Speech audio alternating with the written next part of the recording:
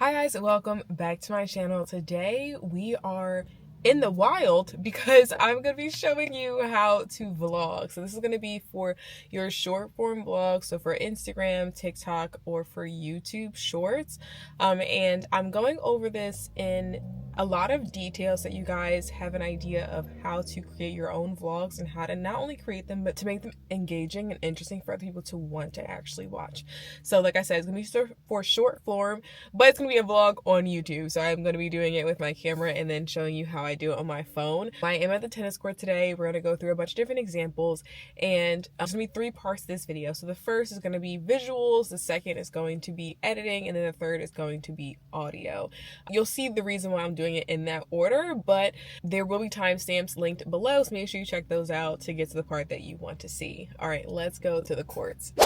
Okay, so we're out here on the court, and I wanted to first talk to you guys about visuals. So for this entire video, I'm just going to be using my iPhone to vlog. You can use whatever tools that you want. iPhone is obviously the easiest if you're going to do something for a short form type of vlog.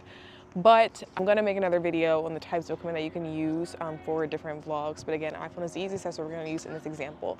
So I have my tripod out here, and the first thing I want to talk about is the subject versus the cameras. Now, for this entire video, I am going to be the subject. There are going to be certain clips where the tennis ball is going to be the subject or where the racket's going to be the subject, but essentially the subject is just the object that you want people to focus on. So that can be a person, that can be an actual object, it could be a car, a train, whatever it is. So there's going to be a subject in every single clip of your vlog. So when you are making your own vlogs, typically you are going to do one of 2 things. There's 2 different types of POVs. So the first one's going to be the first person, which is where you are showing people what your view looks like. So in this clip, I'm showing you the view from my eyes, right?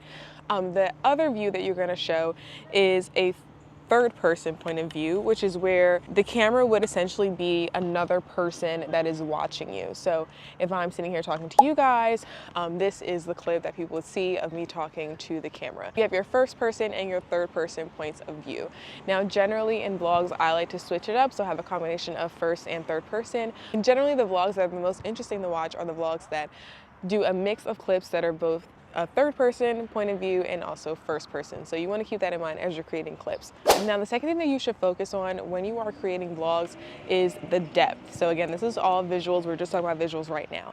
So where the tripod is currently standing, so I'm gonna back up so you guys can see, but where the tripod is, this would be a far depth, right? You can see my entire body in the frame, you can see the background, you can see everything. Now this next clip is going to be much closer. So it's medium, you can probably see, like my skirt and above my head, so it's closer than the last one, but not as close. And then the last one is going to be a close-up, so you can see my entire face, you can see me talking to the vlog, and you can see like literally all the features of my face. This is a close-up view. So in your vlogs, you want to have a mixture of far-away shots, close-up, mid-level shots, and then close-up shots. So it all depends on the distance that you are from the camera. You can do this when you're at home vlogging, like a work from home vlog, or you can also do it when you are, just walking around in your everyday life. You can do it in any type of vlog, so always think of the different depths that you are doing at each shot. Now, as a quick review, so we had the 2 different types of views, so the first person and the third person, and then we also have the depths of the shot. Now, the third thing that I want to touch on is the angles. So this is something that's a little bit more tricky to do if you're vlogging yourself by yourself, but essentially what I'm going to do is every single clip of my vlog, I'm going to change the angle. So this is one clip of me standing here, and then there could be another clip of me a little bit closer, but maybe you have it set up here so you can see my, pretty much like my belly button and up, so that's a nice different angle. You can also have another angle where it is behind you like this, so people can see what you're doing from like a back view kind of angle. And then you can also have the overhead angles. So overheads are a lot more difficult to get on your own, especially if you are like traveling by yourself like I am, but essentially is where the camera is right above you. So let's say the subject in this video is my racket. So this would be an overhead shot of the racket. Of course, with overheads, you don't want to see the tripod in it. So like I said, it's a little more difficult to shoot, but it's a really cool angle. Now, if you are someone that is vlogging on the go, it becomes a little bit tricky because you want to have shots where you have that third person point of view, but also the first person point of view. The thing I didn't mention in the beginning is that you can have shots where the subject is moving. So in this clip, I am moving across the screen with the tennis ball. I am the subject, the tennis ball is the subject, but pretty much me, right? You want the viewers see me and focus in on me. If you are vlogging with someone else, another option would be for the camera to be moving, but for you to be staying still. So as an example, if I were standing here and just talking very still, then the camera will be moving from side to side, and that would be another way for you to get that angle. Now again, this video is just for you to be able to vlog yourself, so it's not something you'll be able to do if it's just you and your tripod. However, one thing that you can do is start to move with the camera. So again, if I wanted to vlog myself walking onto the court, it would look something like this, where you can see my feet moving in the vlog, but also the camera's moving with the vlog. There are very few chances where you would want both the camera and the subject to be moving. In those type of scenarios, it would typically be like an action type movie where everything is moving, everything's going at once. That's something that you would really do at a fast pace if you're vlogging yourself. So like I said, these slow shots where you are walking with the racket in hand is something that you would see.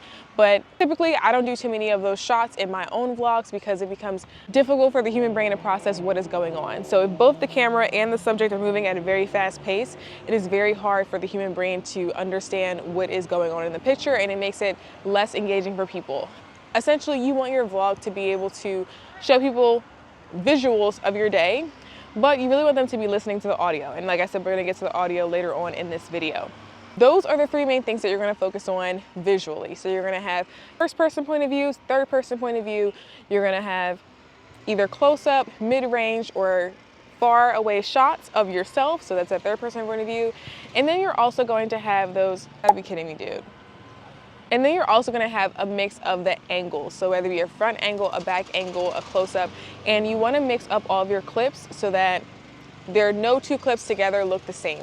So as an example, a lot of people tend to do this, and this is why their vlogs are really boring, but they will take a panoramic view of whatever it is that they are doing, and they will do that 3 different times, and they will edit all those clips to be next to each other. So this is the part where we're going to talk about editing. Dude, seriously? Okay, so I moved to a different spot because someone started cutting their grass in the middle of my vlog. This is why I don't vlog outside, or this is why I like to do voiceovers. But we're here to talk about editing. So with editing, you're gonna edit your clips in a way that no two clips that are next to each other look the same. So if you have 2 clips of yourself showing your feet, which you probably shouldn't, but just in case, if you have 2 clips of yourself showing your feet walking, you are not going to put those 2 clips next to each other in the vlog. So in the order, the chronological order of your clips, you're not going to put those next to each other because it becomes very visually uninteresting for your audience to watch over and over. Same thing, if you have multiple clips of you doing a panoramic shot of a restaurant, of a view, or whatever, even if one shot is the restaurant and the next shot is the beach, it's still a boring vlog, okay? So you want to mix up your shots so that they look different every single time. Now, in that course, I talk about different types of cuts and editing that you can do to make your shots look more interesting. But essentially, you want to mix up the different shots that you have when you are editing them together. A lot of the times when I am editing my vlogs, I use very simple editing tools. So CapCut, like the app on the phone, and also InShot are very simple apps that you can use to edit your vlogs and put them together. But if you find that, let's say you're creating a work from home vlog and you want it to be as interesting as possible, you don't necessarily have to get as many angles as possible. You do want to get different types of clips. You can have one clip that it starts in and then it zooms out. You can have another clip that kind of pans up. You can have clips that are close to you and then far away. But you want to mix up the clips so that they are all different. And no matter how many times someone watches your vlog, they can't really tell that you're using the same type of clips. So I'll put in a bunch of examples of the different vlogs that I have done in the past. Without even hearing what I'm talking about in this vlog, you can see that I have a variety of types of clips. So there are clips that are close up, there are clips that are far away, there are clips that I zoom in, that I zoom out. My rule when I'm creating a vlog is that I do not do more than 2 panoramic vlogs or two panoramic clips in the same vlog. I will try to avoid that as much as possible. I will also try my best, and this is really hard to do in public, but I will try my best to get those third-person shots where you see like my back, where you'll see, you know, me walking by, you'll see me as if you were a third person, you know, watching me going about my daily life. So that's something to keep in mind as you are editing this type of content, that you don't want all of your shots to look exactly the same, because people get bored and they're going to scroll away. And essentially your goal is to make people want to watch all the way through the vlog so that they will see the entirety of what you've created. It is such a loud day out here in the park. So the last part that we're going to talk about here is the audio, and that is the most important. You can understand why I'm kind of going crazy about this audio in the background here, because audio is so important, and it is what can turn people away from your videos. So in terms of a vlog, a lot of people like to do voiceovers, and voiceovers are a really great alternative to what I am doing now, talking to camera, because you can edit out all of the additional sound and all the background and everything else that you don't want anyone to hear. When you're taking your clips, you want to first decide, before you even start taking your vlog, what type of clips or what type of audio are you going to be using in this vlog? Is this going to be an ASMR vlog where you have to hear all the sounds? If so, and you live in New York City, that's the perfect time for you to vlog, right? Because you can hear all the sounds in New York City, and there are a lot of sounds in New York City. But even if you live in another city like Austin, Texas, you're still going to hear all those different sounds and all the different aspects of that vlog. Now, if you're someone who wants to talk to camera in your vlog, like I've done in a few of my different vlogs, you can do a mix of talking to camera and voiceover, or just talking to camera. Now keep in mind, if you were doing talking to camera clips, it has to be clips where the background is very quiet, where people can hear you very clearly. So whether you are wearing a mic like I am, or if you decide to go to like a really quiet area of wherever it is you are, so like if you're in a restaurant and you know it's quiet enough for you to speak to camera and people can hear you clearly, that is the only time I would really do a talking to camera vlog. Like I said, they're really difficult to pull off, especially if you're traveling all the time like I am, because it can just be so hard to find a quiet spot, as you can see here on this tennis court today. The main thing though, so whether or not you decide to do a voiceover or talking to camera vlog, one thing that you pay attention to when you are editing this vlog together is to tell a story. Now, storytelling is so difficult for a lot of people because people either skip over details, or they leave out important details, or they give way too many details about things that are just unimportant people don't care about.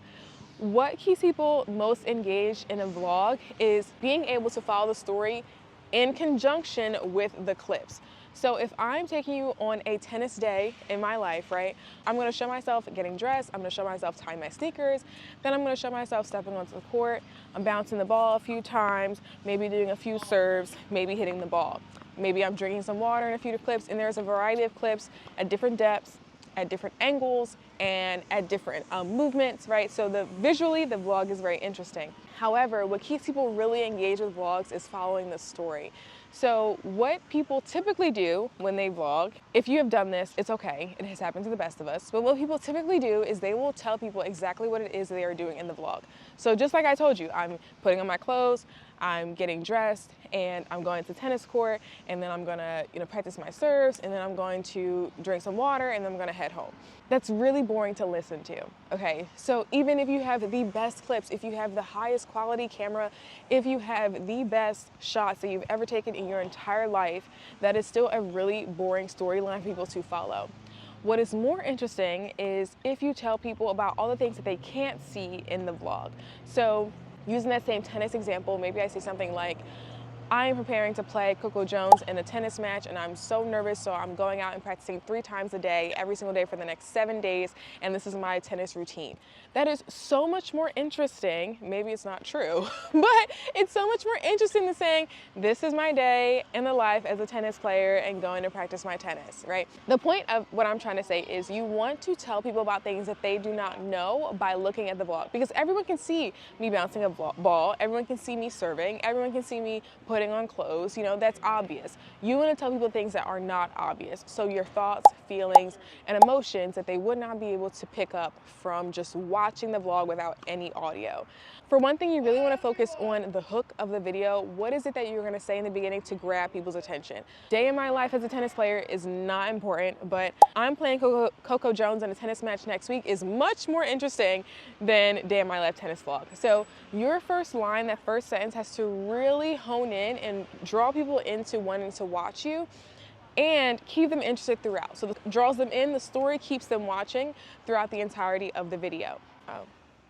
Okay, there's a lot going on in this tennis court right now. There are a few other examples where I've done this really well in vlogs, but the main one I want to talk about is actually one vlog that I did in Turkey where I said, this is how I got a Turkish boyfriend.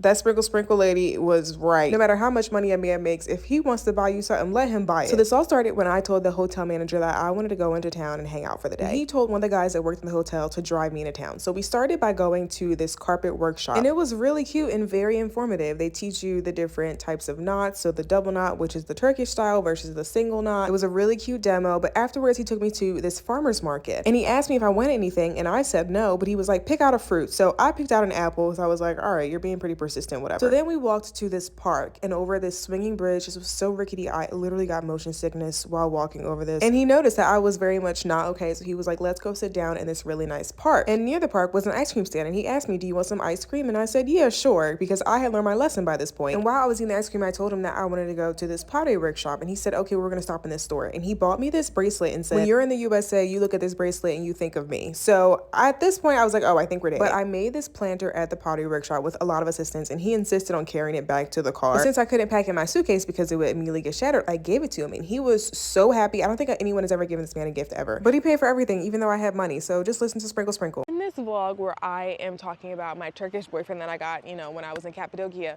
I'm telling the story of my day in the life in Turkey, right? But I don't say day in the life of me being in Turkey. I say I got a Turkish boyfriend.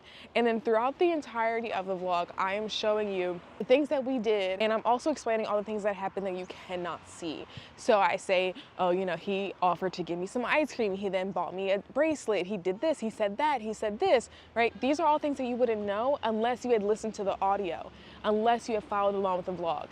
So when you're creating a vlog, the main thing you want to think about is the images for your story, right? So people always focus on the visual. The visual is important. You need to have a clear picture. You need to have something that's visually interesting, but you need to keep the story, have a really great story, so beginning, middle, and end, to really bring people along the entirety of the vlog. Hopefully this video was really helpful for you guys. I know this vlog is kind of all over the place, but I hope this was helpful for you in some way. If you like this, let me know by giving it a thumbs up, and I will see you guys in the next one.